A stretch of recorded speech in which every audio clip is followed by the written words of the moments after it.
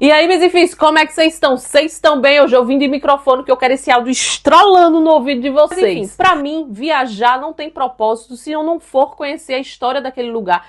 E pensando nisso, eu resolvi trazer as histórias dos países que eu visitei aqui pro canal. Ao invés de colocar 459 stories lá no Instagram. Obrigado de nada. E qual a sua participação, Mizifia, aqui no canal? Estão vendo esse espaço em branco, opaco, sem vida? Pois comenta, dá sugestão. Só não me xinga, que o meu coração é peludo, mas é sensível. Desde que foi anunciado o novo Assassin's Creed Shadows, que uma horda de nerds sem terapia invadiram a internet com discursos de ódio por não concordar com a etnia do personagem Yasuke. Porque sim, esse jogo é inspirado no Japão feudal. Aí vem a pergunta, isso mesmo, esse todo burburinho, porque se eles fizeram uma petição para cancelar o jogo. Esse burburinho todo seria porque eles estão preocupados com a precisão histórica ou é pelo fato do protagonista ser um africano? Joguei no vento. A história de Yasuke começa na África. Alguns historiadores acreditam que ele era originário de uma região que hoje conhecemos como Moçambique. E lá ele é comprado como escravo por um missionário italiano. Só para contextualizar, nessa época é quando estavam ocorrendo as grandes navegações.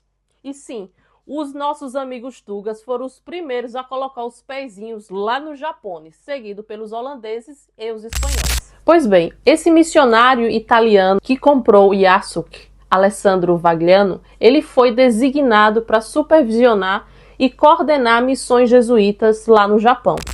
Ao chegar ao Japão, Yasuke despertou a curiosidade dos japoneses, porque nunca tinha visto um homem de pele escura e muito menos tão alto, porque dizem que ele media quase 1,90 m de altura. E os japoneses naquela época, a média de estatura não passava de 1,60 m, ou seja, um tamborete de prega.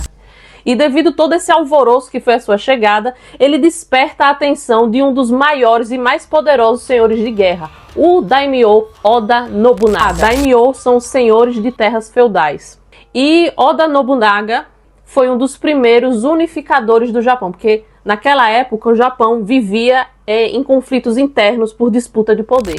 Oda Nobunaga ficou tão impressionado com a presença e a força física de Yasuke que decide torná-lo seu vassalo. Yasuke começa a se integrar rapidamente na cultura japonesa, aprende o idioma muito rapidamente, começa a lutar em batalhas ao lado do seu daimyo e ele começa os seus treinamentos de samurais, que era considerado uma honra. Afinal, para você ser um samurai, você tinha que descender de um samurai, tinha que ser filho de um samurai.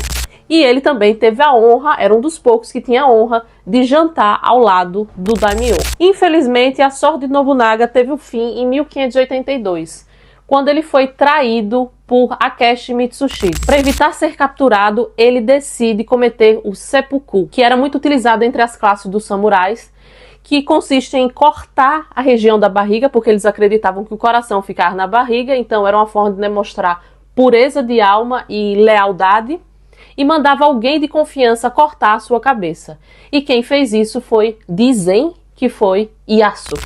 Após a morte de Nobunaga, Yasuke foi capturado pelas forças de Akechi, mas por não ser considerado um verdadeiro samurai pelos japoneses, ele foi entregue aos missionários jesuítas como escravo, e o que aconteceu depois disso é um verdadeiro mistério, porque todas as fontes históricas foram apagadas. Mas me diga, Mizifis, vocês curtiram a história do samurai negro no Japão? Me conte se vocês gostaram, me conte se vocês querem mais fatos históricos aqui nesse canal. E me despeço com a vista aqui da minha janela. Oh, que dia lindo hoje!